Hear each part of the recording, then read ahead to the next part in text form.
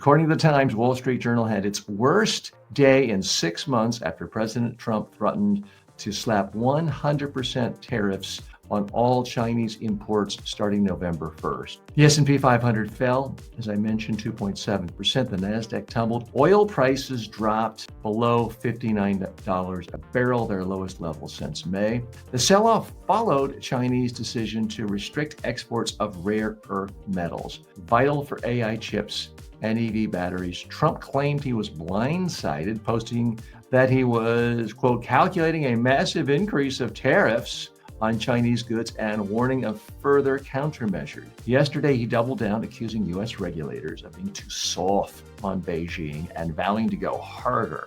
His comments rattled investors, and they fear a full-blown trade war. One expert told the Times, "This is a stark reminder that the fragility in China-U.S. relations is deepening."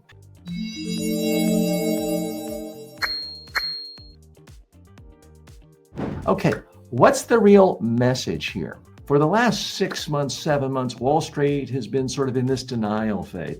This Trump tariff stuff, maybe it's not really happening. Maybe it doesn't matter. AI booming. Well, it does matter. Trump's tariffs are absolute insanity. It could destroy the economy. It could destroy the entire stock market. This is serious stuff. It's chaos. Let's dig a little bit deeper here. These are historic highs. These are higher tariffs than what happened in 1930 with the Smoot-Hawley era taxes. And that is, according to most economists, not all, most economists, one of the principal reasons why we had a Great Depression. And as fun as it is to talk about Sleepy Joe and how old Joe Biden was, the economy was in great shape January 20th this year. When Biden gave the keys to the economy to Trump, the economy was in great shape. Yeah, inflation was a little higher than people would have liked. Unemployment low, stock market high, things were going well. And until this insanity of tariffs everywhere, which is really a tax on you. It's slowing things down. The best thing that ever happened to this administration, frankly, is this AI boom. So much money is being pushed into AI that is kind of wallpapering over all this nasty stuff, all this bizarre stuff with tariffs. According to many economists, and I concur, if it weren't for AI, we would be in a recession right now. If it weren't for this massive euphoria, this once in a generation new technology, where there's so much euphoria and people are putting so much money into it, our economy would have certainly stalled when the first gigantic rounds of these tariffs went into play. Let's look at some more facts. Trump's 100% tariff plan would be the most aggressive move by any U.S. president in a century. Stocks, as I mentioned, plunged. It's triggered in part by China's rare earth export curbs. These rare earth minerals are not really rare, but they are extremely important, and China's got them. And they don't have to be bullied by us. China, rightfully so, saying, we don't have to take this. They've already shown what they can do for the soybeans. We can buy soybeans elsewhere. Meanwhile, we have tons of soybean farmers in the upper Midwest in America. Their economies are destroyed. Their businesses are destroyed, all because of the madness of Trump thinking he can be the king and impose his will on the rest of the world. The rest of the world has a message for Donald Trump.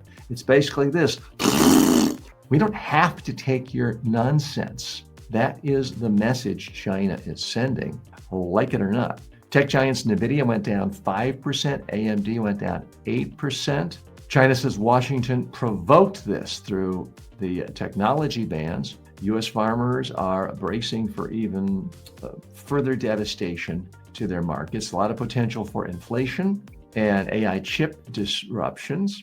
The planned Trump-Xi summit now not looking so good. And it does appear that there's going to be a new trade war. Now, some of you are thinking, didn't I hear all this about 6 months ago? Yeah, and then people kind of forgot about it because Trump is doing so many other mad things like launching a war with U.S. soldiers on U.S. soil, attempting to take over countries, Panama, Greenland, arresting anybody who criticizes him like James Comey. There's so much madness going on that for a while, a lot of us thought, well, we could just kind of not think about the economy. Let's just let it hum along because there's so much other crazy stuff over here. Well, There is a lot of crazy stuff going on everywhere. It doesn't mean our economy should be continuing to grow and grow and grow. I mean, as of Thursday, most indexes were at all-time highs. Is it possible that it was overinflated, the stock market, when you look at historical PE ratios? Yeah, but it didn't need this